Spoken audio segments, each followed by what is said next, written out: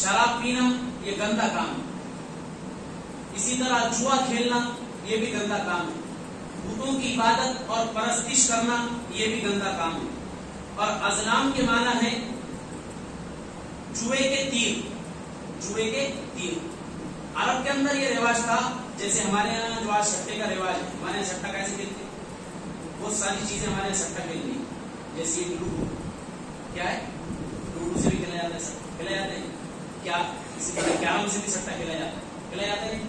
پھول پکڑی ہے نا, ورلی ہے.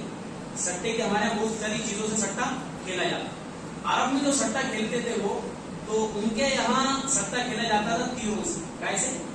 تیروں سے. تو قرآن نے تیروں کا الفاظ استعمال کیا ان کے حساب سے. اس کے حساب سے, ان کے حساب سے. لیکن پہلے جملے میں مطلق کہہ دیا مئی سے یعنی سٹا.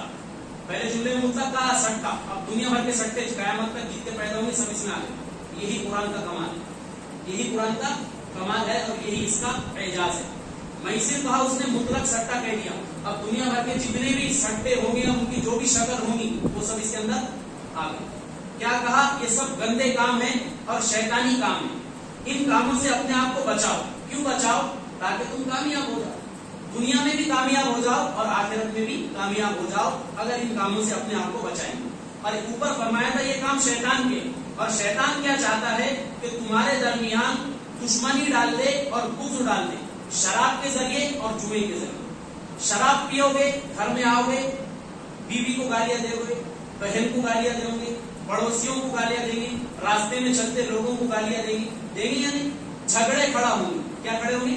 جھگڑے. اور پھر شراب کا جب نشہ اترے گا تو پتہ چلا اس نے اس سے بات بند کر دیا, اس نے اس سے بات بند کر دیا, بیوی کی طلاق ہو گئی, بہن کو اس نے کچھ کہہ دیا, ہو گئے نہیں سارے مسئلے.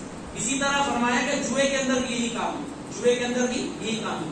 جو جیت جائے گا وہ خوشی میں کودتا پھرے گا اور جو ہار گیا وہ افسوس میں رہے گا.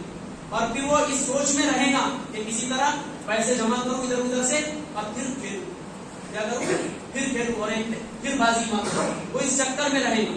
تو آپس میں تمہارے ان کاموں سے دشمنیاں پھیلیں گی اور تمہارے دلوں میں ایک دوسرے کی نفرت اور بغض آئیں گی. اور یہ کام کون کراتا؟ شیطان کراتا.